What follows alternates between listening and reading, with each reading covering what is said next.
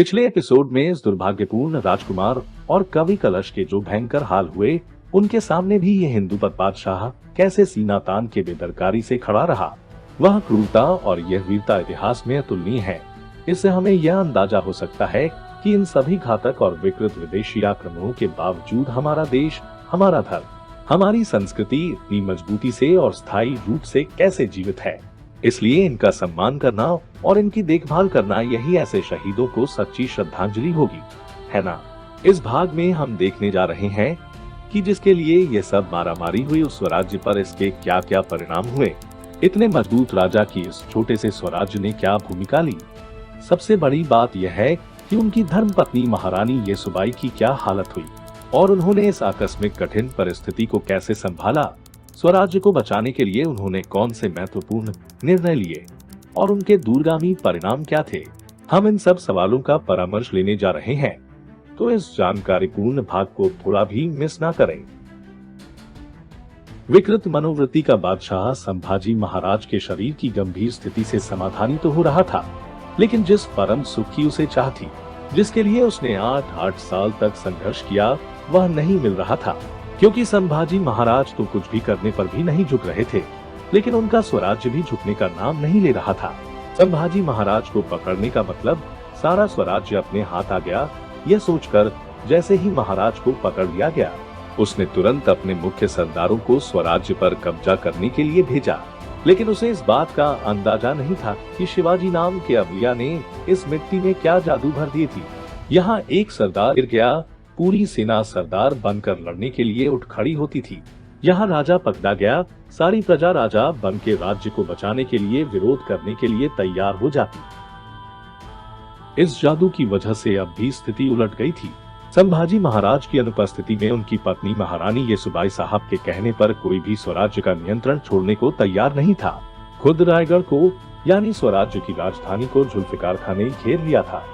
किले में हर रोज कोई न कोई उल्टी सुल्टी खबर आती रहती थी, या वो जल्द से जल्द स्वराज्य में पहुंचने के लिए ही बादशाह बहादुरगढ़ आकर रुका था।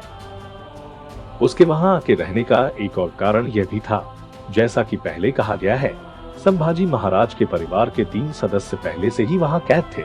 वे थी उनकी बहन रानुका, दूसरी पत्नी दुर्गा और उनकी बेटी कमलजा।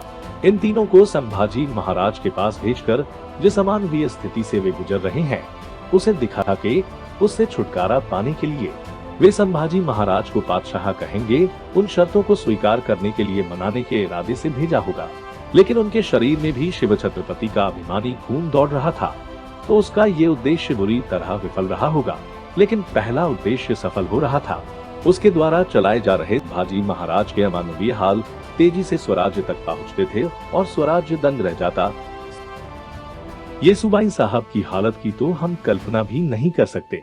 दुहक से बिखर गई होगी वो सावित्री, पैरों के नीचे की जमीन खिसक गई होगी।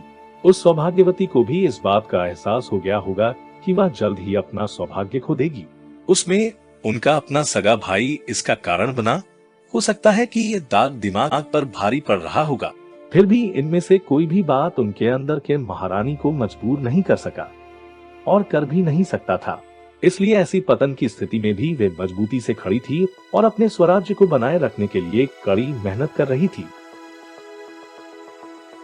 साथ ही राजधानी रायगढ़ के चारों ओर लिपटे मुगल फंदे को देखकर पूरे वंश के एक साथ शत्रु के हाथ में पड़ने का भय को महसूस करते हुए राजा राम महाराज और उनकी पत्नी तारा रानी को तुरंत रायगढ़ छोड़कर दूसरे किले में जाने का आदेश दिया।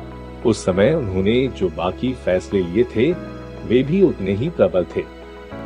लेकिन उनके इन 2 महत्वपूर्ण फैसलों के लिए हमें कहना होगा कि उन्होंने उस मराठा शाही पर, उस हिंदुपत बादशाही पर और वैकल्पिक रूप से इस हिंदुस्तान पर बड़े उपकार किए हैं। इसलिए ऐसी भयंकर विपत्ति के समय इस स्वाभिमानी, धैर्यवान, धर्मनिष्ठ पति पत्नी ने जिस संयम के साथ मुकाबला किया, उनकी इस देशभक्ति और इसके लिए उन्हें जो अपार बलिदान करना पड़ा, वह दुनिया के इतिहास में बेजोड़ है। उन्हें त्रिवार मुजरा, जब तक आकाश में सूर्य और चंद्रमा है, ये भूमि उनके बलिदानों को कभी नहीं भूलेगी, भूल ही नहीं सकती। यहाँ संभाजी महाराज को पकड़कर उनकी अपमानजनक ढिंड निकालकर और उन्हें बंदी बनाकर यातना देने से कुछ भी हासिल नहीं हो रहा था। इसलिए अंत में औरंगजेब ने काजी मौलवी के फतवे के अनुसार संभाजी महाराज को मारने का फैसला किया। लेकिन ऐसे फतवे दुनिया को दिखाने के लिए थे। औरंगजेब ऐसे निर्णय लेने में स्वयं ही सक्षम था। शास्त्रों के आधार पर अल्लाह के एक अच्छे सेवक के रूप में उनकी मनचाही व्याख्या करने में सक्षम। इसलिए हम पक्के तौर पर कह सकते हैं कि उसका ये फैसला उनसे पहले ही हुआ होगा। लेकिन इतना कुछ करने के बाद भी न केवल सीधे मारने का, बल्कि संभाजी महाराज और कवि कलश को मृत्यु भी कैसे बेहाल करके ही बहाल करना है, यह भी उसने पहले से ही तय करके रखा था। उसके अनुसार पहला कदम बहादुरगढ़ से अपने बस्तान को कोरेगांव भीमा ले जाना था, जो स्वराज्य के और करीब था। दोस्तों, हमें खेद है, लेकिन थोड़ा वर्तमान में झांक रहे हैं। इस बहादुर किले को छोड़ रहे हैं, तो उसके आज के बारे में थोड़ा सा। संभाजी महाराज की इस वीरता के गौरवशाली इतिहास को देखते हुए स्थानीय ग्रामीणों की पहल से 2008 से इसका नाम बदलकर धर्मवीरगढ़ यह समर्पित नाम कर दिया गया है। दोस्तों, बहुत से लोगों का कहना है कि नाम बदलने में क्या बड़प्पन है, एकदम गलत हुआ, बेहद महत्वपूर्ण है ये। ऐसे विदेशियों द्वारा दिए गए नामों को मिटा देना और उनके स्थान पर फिर से अपना नाम रखना, ये हमारे प्रांत में हमारे अस्तित्व, हमारी पहचान, हमारे अधिकारों, हमारी स्वतंत्रता को सबके सामने रखना है। जिन शासकों ने हम पर शासन किया, वे मूर्ख नहीं थे कि हमारे मूल नामों को हटा के उन पर जबरन अपने स्वयं के विदेशी नामों को चिपका दे। ये विदेशी निश्चित रूप से जानते थे कि ये नाम भी अगली पीढ़ी के लिए एक आदर्श ही है। अब धर्मवीरगढ़ का ही नाम लीजिए। बहादुरगढ़ नाम के स्थान पर धर्मवीरगढ़ ये नाम आने वाली सभी पीढ़ियों में इतिहास के प्रति जिज्ञासा पैदा नहीं करेगा क्या? और जब उनकी जिज्ञासा सच्चाई जान लेने पर शम जाएगी, तो उनमें आत्मसम्मान और देशभक्ति के बीज जाने में ही बोए नहीं जाएंगे क्या? जब हमें पता चला तो हमारा भी सीना गर्व से फूल गया। लेकिन क्या यह परिपक्वता देश में हर जगह दिखाई देती है? तो बिल्कुल नहीं। अजी लंबा क्यों जाए, अपने देश का नाम ही ले लो। इंटेंशनली इसे इंडिया के नाम से जाना जाता है। हम भी बेझिझक व्यवहार में यूज करते हैं या करना पड़ता है। क्या ये स्वदेशी नहीं? फिर हम इसे क्यों पकड़ के बैठे हैं? वैसे ही अपनी राजधानी को ही ले लो, उसकी सड़कों के नाम पर जरा ध्यान दे। गुलामी के फाड़ के फेंके हुए वस्त्र फिर से उठा के धारण करने में क्या बड़प्पन है, कौन जाने। अब इतिहास में वापस आते हैं। औरंगजेब की हर हरकत का एक मकसद होता था। यहाँ की खबरें स्वराज्य तक जल्दी पहुँचने और स्वराज्य की खबरें उस तक जल्दी पहुँचने के लिए उसने धर्मवीरगढ़ नजदीक किया। अब जब उसने संभाजी महाराज को अत्याचार करके मारने का फैसला किया था, तो उसने स्वराज्य के निकट इंद्रायणी भीमा भामा नदियों के संगम पर स्थित तुलापुर गांव को इस विकृत विचार के साथ चुना कि उनकी चीखें स्वराज खुद अपनी कानों से सुन सके। 3 मार्च 1689 को औरंगजेब कोरेगांव उर्फ फतेहाबाद पहुंचा और बादशाही छावनी भीमा नदी के किनारे कोरेगांव भीमा, वढू बुद्रुक, वढूकुंड, आपटी और तुलापुर जैसे कई नदी किनारे के गांवों में अपना बस्तान लगा के ठहर गया। उन दोनों का वध करने का दिन भी उसने बहुत सोच विचार कर चुना था। वह था 11 मार्च 1689, यानी कि फाल्गुन वध 15 शके 1610। इस दिन अमावस होती है और ये हिंदुओं के लिए साल का आखिरी दिन होता है, यानी अगले दिन हिंदुओं के नए साल की शुरुआत, और इस दिन हिंदू गुड़ी पाड़वा त्योहार मनाते हैं। वैसे ही यह दिन हिंदुओं के लिए एक शुभ मुहूर्त भी होता है, इसलिए उसने ये दिन जानबूझकर मुकर्रर किया था ताकि नए साल का इतना भयानक उपहार देकर वो हिंदुओं की भावनाओं को ठेस पहुंचाकर उनका मनोबल बुरी तरह तोड़ना चाहता था। उस शरीर में अब एक ही बचा था, आबाद रूप से महकती मन की बेदरकारी।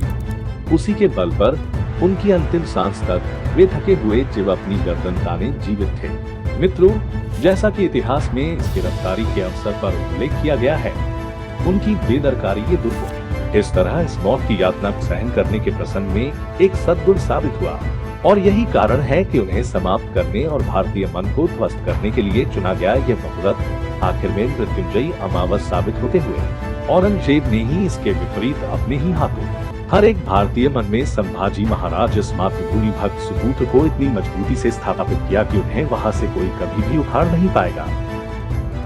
देखा दोस्तों आपने, ऐसी विपरीत परिस्थिति में भी ये आम इंसान अपने ऊंचे लक्ष्य के प्रति प्रामाणिक रहते हुए अपनी इच्छा शक्ति के बल पर अपने उस छोटे से जीवन में सिर्फ अपनी मानसिक शक्ति के बल पर अपने उस छोटे से जन्म में कितना महान कार्य कर रहे थे।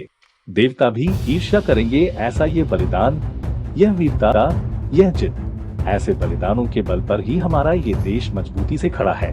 अब समय की कमी के कारण यही रुकने का समय आ गया है, लेकिन इस इतिहास को अंत तक जरूर देखिए, क्योंकि यह मानी ज्वलन तेजस राजा अंत तक अन्याय के आगे नहीं झुके।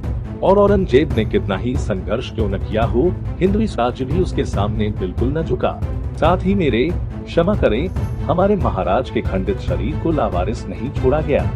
कैसे, वो समझने के लिए अगला भाग जरूर देखें। इसी प्रकार हम आप सभी से आग्रह करते हैं कि इस अलौकिक सर्वस्व के समर्पण के वंदनीय व अभिमानास्पद इतिहास को अधिक से अधिक लोगों तक पहुंचाने के पवित्र कार्य में ये एपिसोड शेयर कर अपना योगदान दें।